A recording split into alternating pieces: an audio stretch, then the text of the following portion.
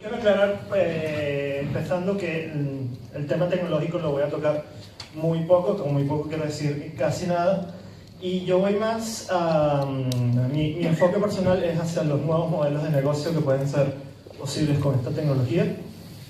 Más allá de los modelos de desintermediación, blockchain, veráis, los que ya conocéis un poco la tecnología, sabréis que hay dos principales aplicaciones. Una, la eficiencia y la reducción de costes por desintermediación, y la otra es la creación de nuevos modelos de negocio. De todo lo que yo he estudiado, he visto que esta creación de nuevos modelos están en una palabra clave, y es la descentralización. Antes de hablar de descentralización, tenemos que hablar mucho de, vamos a hablar de los sistemas, cómo se diferencian entre los sistemas centralizados o no. Yendo a lo más básico, tenemos el sistema solar. Un sistema entendido como un conjunto de elementos que interactúan entre ellos bajo unas mismas reglas. No me voy a poner a explicar cómo funciona la gravedad, ya todos sabemos, es un poco de física de la ESO, pero sabemos que este sistema se da y es solo posible gracias a la fuerza gravitatoria mayoritaria de un elemento que está en el centro de estos conjuntos, que permiten que todos los demás elementos vivan gracias a él. Siguiendo en estos sistemas muy primitivos, tenemos la naturaleza. La naturaleza en sí misma es un sistema descentralizado, podemos decir incluso que es un sistema anárquico, donde no hay ningún elemento que ejerza ninguna autoridad sobre otro, y cada uno de ellos pueden evolucionar a su manera y en respeto o no de los demás.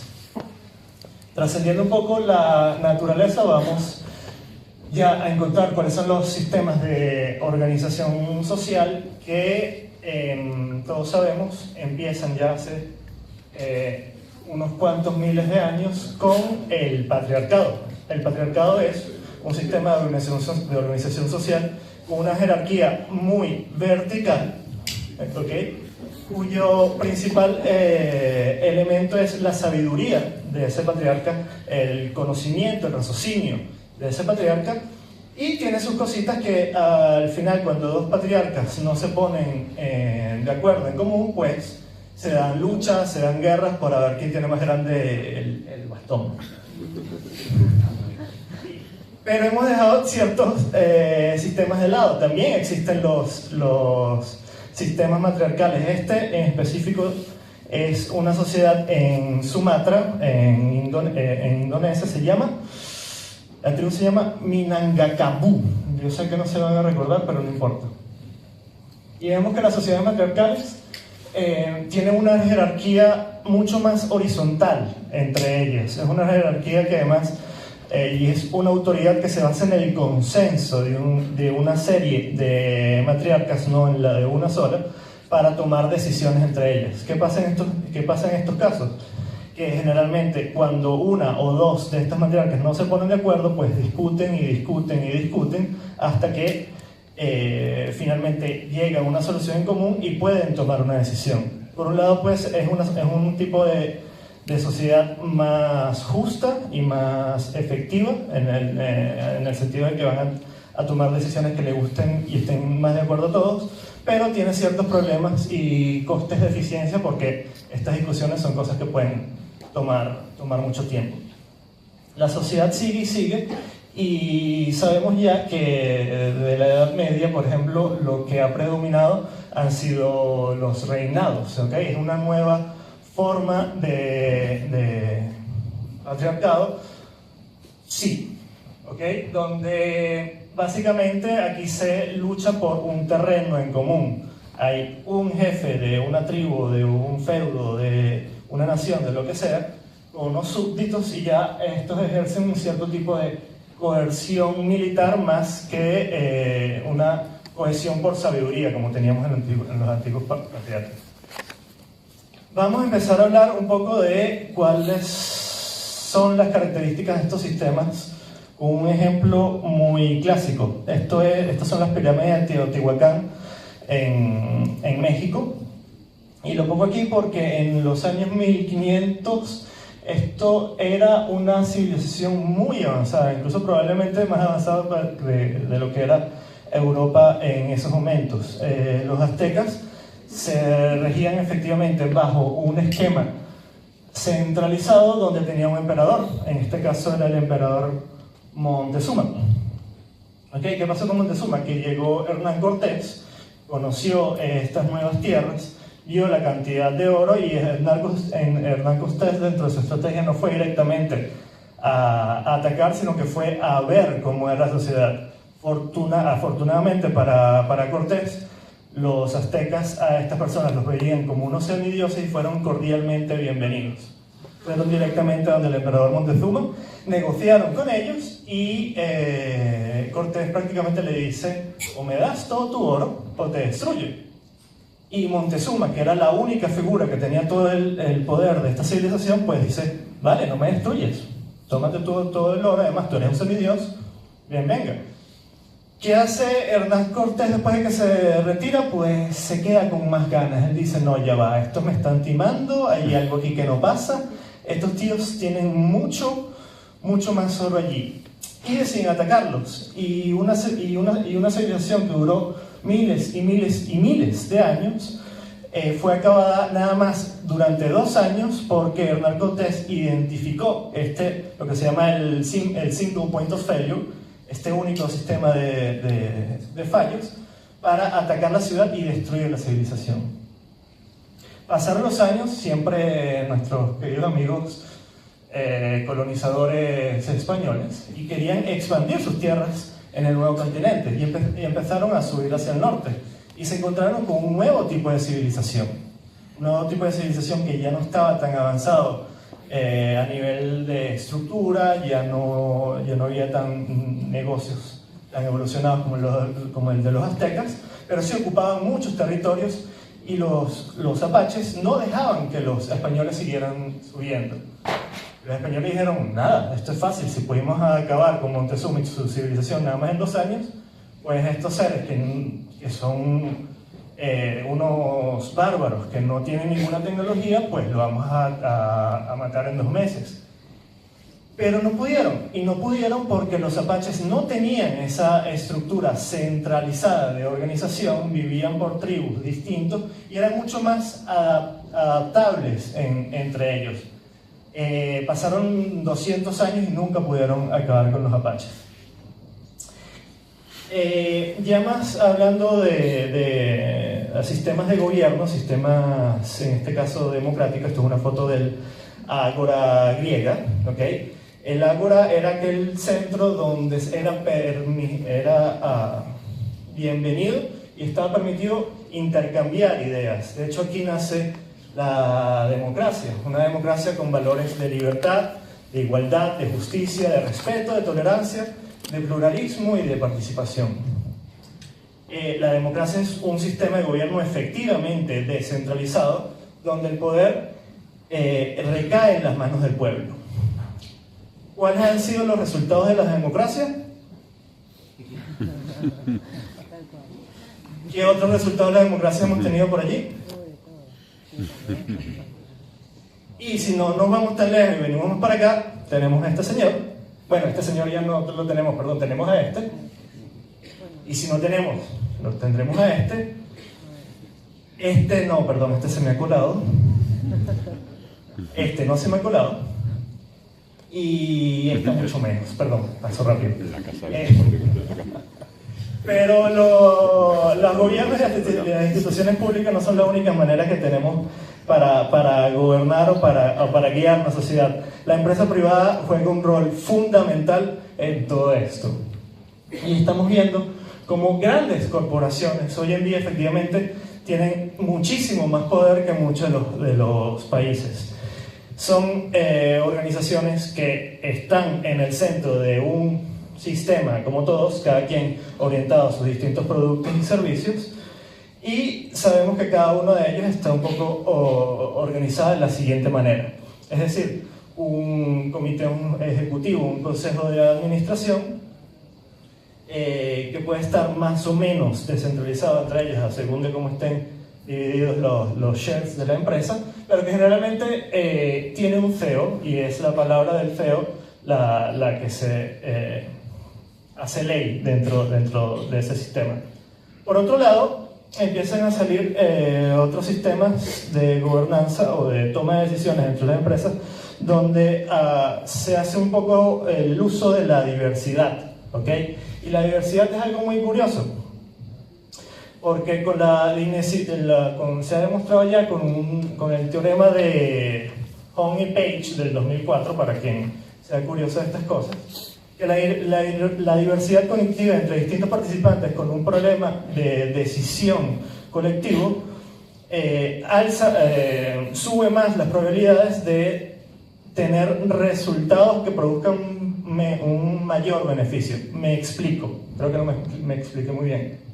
Esto quiere decir que un grupo de decision makers, de personas que toman decisiones diversos entre ellos, tomarán mejores decisiones que un grupo reducido de lo que se llama un high performance decision maker, ¿no? Personas que con sus MBA, con sus estudios, tienen un mismo perfil y se supone que deberán tomar mejores decisiones. Esto es una cosa que permite la descentralización respecto a la centralización como tal. Es decir, hacen uso de una diversidad cognitiva. Ya un poco para hablar más temas económicos, ¿okay? No lo dije al principio, lo debí haber dicho. Blockchain es una tecnología que viene a disrumpir todos los sistemas, no solo el económico, sino el político, los sociales, incluso los ecológicos, si nos ponemos creativos con el tema. Y analizar el oro es muy interesante para todo esto, porque el oro ha sido un medio de valor que se ha generado de manera descentralizada. Es decir, las personas han podido ir a lo largo de la historia a localizar las distintas minas de oro y generar valor por su cuenta a través del minado. Algo muy distinto de lo que han hecho con el fiat, con el papel moneda, que en un principio se utilizó para solventar los problemas del oro, sobre todo de portabilidad, porque era muy complicado llevar grandes cantidades de oro de un país al otro, y dijeron, bueno, vamos a respaldar ese oro dentro del papel moneda. Pero ¿qué pasó? Que llegó un momento en el que los estados dijeron, ya va, pero ya hemos creado la confianza necesaria sobre el papel moneda para intercambiar valor. ¿Por qué tenemos que respaldar todo esto en oro y ganarnos problemas de liquidez? Y esto es algo que yo personalmente me siento muy asombrado de encontrar personas hoy en día que todavía creen que estos pedazos de papel están respaldados con oro, cosa que no es, ¿vale? El papel moneda no está respaldado con oro. Más allá entramos en el ámbito de la banca digital. Así como el papel resolvió ciertos problemas con los pedazos de metal, sabemos que la banca también lo ha hecho con el papel. Es decir, ha simplificado mucho los procesos de transferencia de dinero entre las personas, teniendo servidores regados por el mundo dentro de sus propias casas, donde ellos registran un libro de contabilidad, ¿ok? Porque el dinero no es otra cosa que un sistema de contabilidad basado en la confianza. Visto que ellos ya habían tenido la confianza del papel moneda, dijimos, bueno, pero vamos a poner confianza ahora en unos cuantos unos y ceros que yo como banco privado o banco central voy a generar. ¿Qué pasa con esto? Que esto ha creado ciertos problemillas. No sé si algunos conocéis el caso de Carbanak. Carbanak es una asociación, un grupo de hackers que lleva desde el 2013 robando muchísimo dinero a distintos bancos, no uno solo. ¿Cómo lo hacen? Pues con un proceso de phishing llegan a los administradores que trabajan en el banco y a través de sus permisos pues obtienen ¿qué? Tienen inteligencia e intercepción de las pantallas y suplantan la identidad del empleado para hacer transferencias a cuentas piratas o a cuentas entre ellos. Pero esto no es solo un problema de bancos, no es solo un problema de sistemas informáticos centralizados. También tenemos sistemas financieros centralizados que han permitido casos como esto. Y aquí no me refiero, yo creo que la crisis de Lehman Brothers y toda la crisis hipotecaria no viene tanto a, bueno, ellos tienen obviamente una gran responsabilidad, pero a mi manera de ver el problema está en las agencias de rating. Agencias de rating que... ¿Alguien sabe quién controla las agencias de rating? Las que ponen, esta compañía es una AAA, por lo tanto invierte en tal compañía que te va a dar una rentabilidad de X% al año. No sabemos quién está. Bueno, hay una, yo lo supe en algún momento, pero el hecho es que las agencias de rating están en manos de las compañías que efectivamente tienen ese es menos de ese 1% que tienen más del 90% de los capitales del mundo. Y gracias a ello se han permitido casos como el de Lehman Brothers, que toda una industria inmobiliaria se vaya al caos, se vaya al piso, y hemos tenido la crisis del 2007 como la tenemos. Pero yo hay algo que le tengo que agradecer a la crisis del 2007. De hecho, fueron pocos meses después de la crisis de Lehman Brothers que llegó este papelito por acá. ¿Alguien ha visto este papelito? ¿Sabe qué es? Mira, un 40% más o menos. Este es el white paper de Satoshi Nakamoto. Ha salido en noviembre del 2008 y, a mi manera de ver, ha marcado una inflexión en la historia de la humanidad como tal. ¿Por qué? Porque ya a sabiendas que la digitalización de las industrias, de los mercados, puede causar una expansión y un escalado brutal a cualquier modelo de negocio, y hasta el momento era centralizado, pues Satoshi dice, epa, ya va, en realidad podemos hacer cosas muy interesantes, de manera descentralizada. Y para mí es no sé si es una genialidad, si ya lo tenía así pensado o no, pero atacar el problema del dinero desde un principio es algo que va directo al corazón de todo el sistema en el que nos desenvolvemos en el mundo. ¿Por qué? Porque prácticamente estamos siguiendo perdona, es que tengo la boca un poco seca.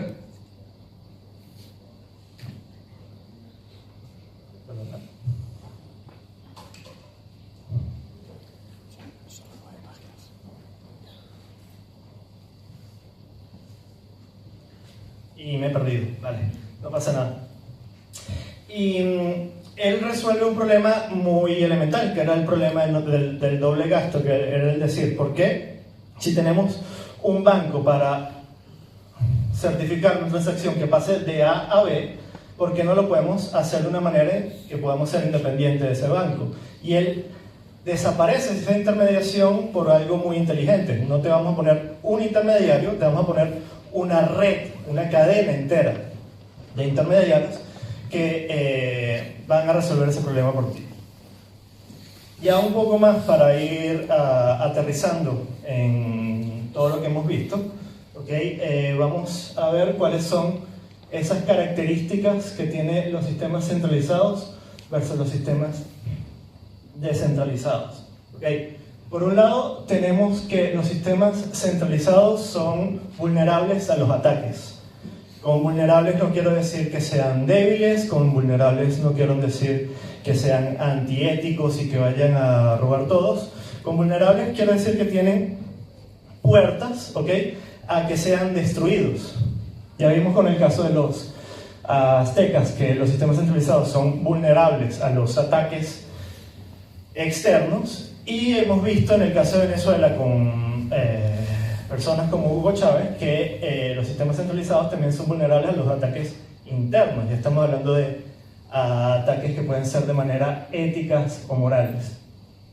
Mientras que en los sistemas descentralizados no cabe ese tipo de ataques, porque no importa donde tú vayas a atacar el sistema, siempre van a haber otros nodos, siempre van a haber otros agentes que van a responder por ese sistema ante ti.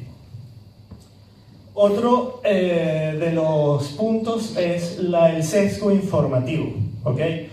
En los sistemas centralizados es muy difícil, es extremadamente complicado que un solo punto que va a tomar decisiones tome en cuenta toda la información de los demás agentes para llevar a cabo una acción que sea para ese sistema, ¿ok? Generalmente los sistemas centralizados toman decisiones en base a sus propios sesgos. En muchos de los casos ellos no tienen el skin in the game, no tienen la piel en el juego, entonces las decisiones que tomen no le van a afectar a ellos directamente. Mientras que en los sistemas descentralizados, cuando existen procesos para la toma de decisión en conjunto, pues se va a tomar siempre en cuenta ese agregado de la información. Otra característica es la confianza, ¿ok? Distintas encuestas, sobre todo a nivel gubernamental, a nivel de instituciones gubernamentales, relevan que más del 85% de la información ya no cree en sus instituciones. Los mercados ya no están creyendo en sus marcas. Siempre hay esa piquiña, siempre hay esa duda sobre si una marca me va a querer robar de más o no. Mientras que cuando tú basas la confianza en sistemas descentralizados, generalmente estas personas son parte del sistema, tienen sus peers a su alrededor, conocen las personas que están implicadas en todo esto y existe la confianza. Hay también otra característica en términos de eficiencia, cuando hablamos sobre todo en organizaciones top-down, la toma de eficiencia, la toma de decisiones es muy eficiente porque se hace lo que dice el CEO y ya está, mientras que en los sistemas descentralizados hay un coste asociado, es el coste del consenso. Es ese proceso por el cual todos los peers tienen que pasar para llegar a una decisión en común. Más allá de las características, tenemos distintos tipos de descentralización. Hoy voy a hablar de solamente dos. El primero de ellos es la descentralización en términos de infraestructura, ¿okay? Es decir, cuán distribuidos en un espacio físico o geográfico podrán estar en su sistema. La manera más fácil de verlo es con una red de servidores. Y el otro tipo de sistemas de centralización o descentralización es el sistema político, donde nos preguntamos en manos de quién están las decisiones que incumben a los elementos del sistema.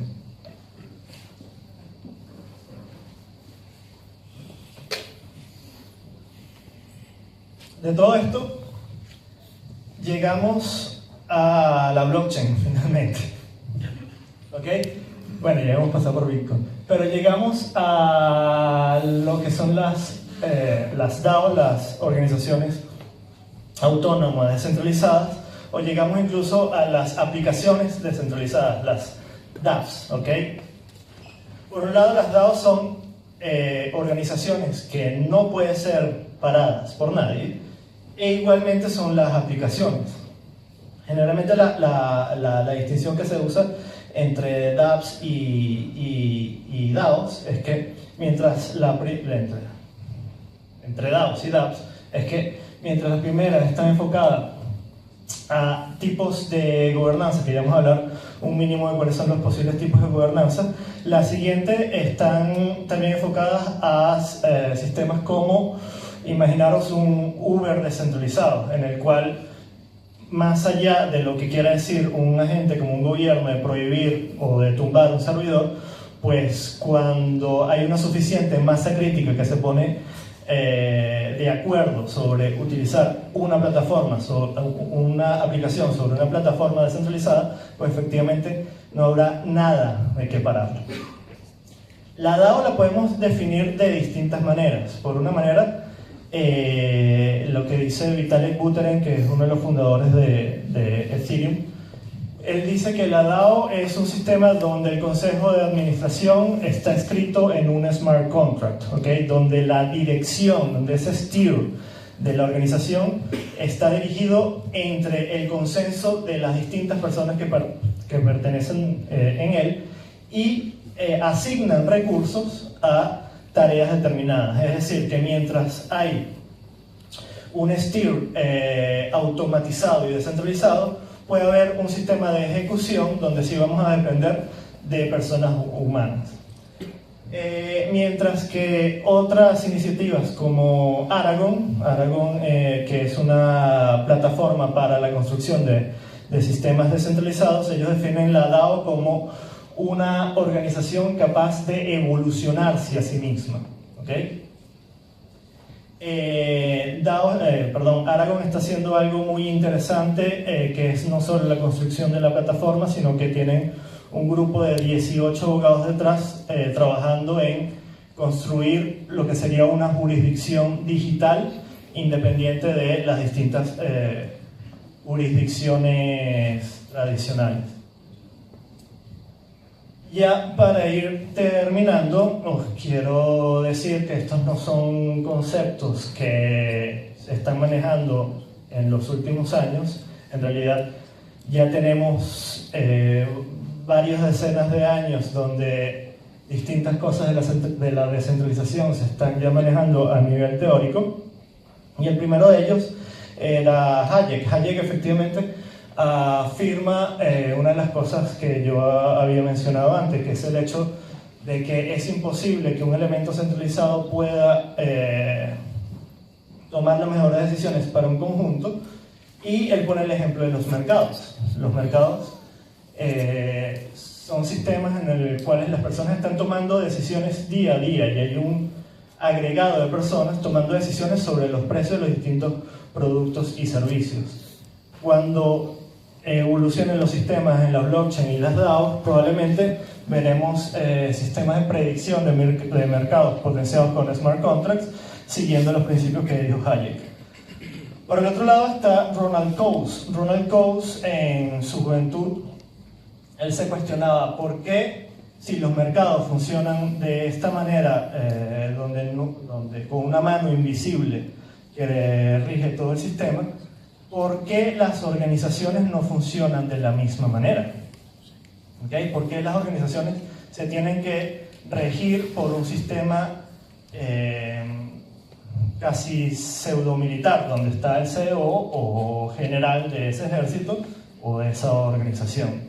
Y él llega a la conclusión de que las organizaciones como las conocemos hoy en día son necesarias básicamente por los costes de transacción de las operaciones del día a día del trabajo. Y habían tres costes de transacción que él alegaba. Los primeros eran los costes de transacción por información, algo que ya está bastante solucionado con la tecnología del internet que vemos hoy en día. ¿Okay? Luego eran los costes de transacción de organización, es decir, lo que hablamos antes, qué tan costosos eran esos procesos de consenso respecto a una orden ejecutiva que viene de arriba. Y la tercera, los costes de contratación. ¿Okay? A mí me sale mucho más barato contratar a una persona por un periodo indefinido o de 4 años o lo que sea, que contratarlos día a día o task por task. Con la blockchain muy probablemente veremos maneras para disminuir estos costes de transacción y que las organizaciones como las conocemos hoy en día probablemente o desaparezcan o se van a transformar. Y último, pero no menos importante, una belleza de mujer ella, Elinor Ostrom. Elinor Ostrom, a ella le dieron su premio Nobel por su tesis sobre la gobernanza del Procomún, el Governing the Commons. Y ella, su trabajo se basa en el estudio de distintas sociedades, distintas poblaciones en distintas partes del mundo que logran organizarse efectivamente de manera descentralizada, sin ninguna coerción del Estado, sin ninguna coerción de una gente que obligue a los demás a la asignación y al gobierno de los recursos de alguna manera, y ella hace un estudio muy curioso sobre los sistemas de incentivos y esa teoría de juegos que hay detrás de estas sociedades. Descubre ella que esto era factible en pequeñas comunidades donde había un factor de confianza. ¿Qué pasaba? Que la confianza en sí misma no es escalable, y esto no lo dijo Elinor Armstrong, esto lo vemos desde la época de las tribus, ¿okay? Yo confío en mi madre, en mi padre, en mis hermanos, en mis tíos, quizás en mis primos, quizás ya en mi tribu, en mi organización, donde yo me desenvuelva, pero ya cuando vienen nuevas personas y tengo que gobernar o tengo que gestionar los recursos de uso común, pues ya no actúo de la misma manera. La blockchain soluciona ese problema de confianza. La blockchain nos va a dar una manera de escalar la confianza y efectivamente, bueno, digo yo efectivamente, nos podría dar una manera de gestionar o de gobernar esos recursos de uso común.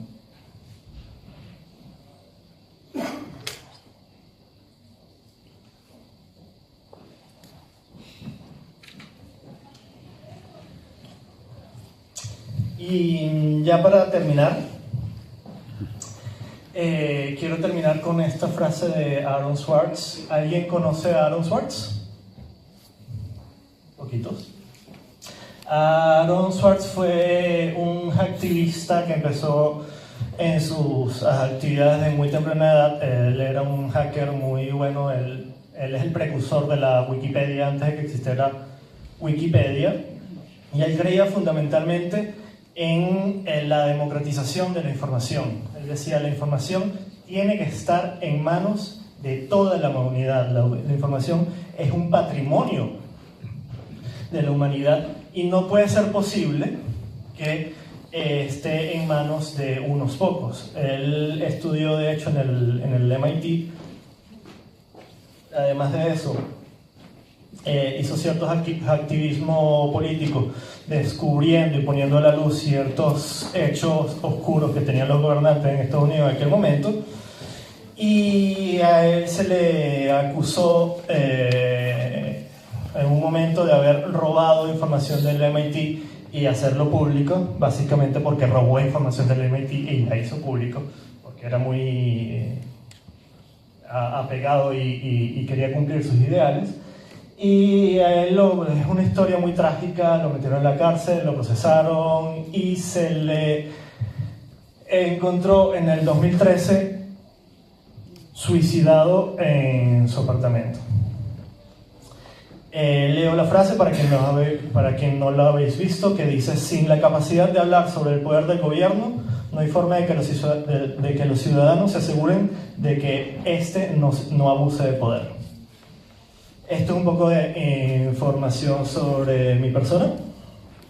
Agorachain es una comunidad dedicada a la generación y transmisión de la cultura blockchain y de la descentralización. Estamos muy activos en el canal de Telegram Agorachain. Blockchain for Good Rocks es un meetup donde damos a conocer un poco los distintos casos y las distintas implementaciones que buscan generar un cambio social en el mundo. Ethereum Madrid es un think tank que nació hace ya 3 años casi, y actualmente nos dedicamos a dar cursos, y este es mi último proyecto, Blockchain Open Lab, donde hacemos consultoría a 360 grados, principalmente en estrategia de negocio sobre blockchain. Y esto es todo. Muchas gracias.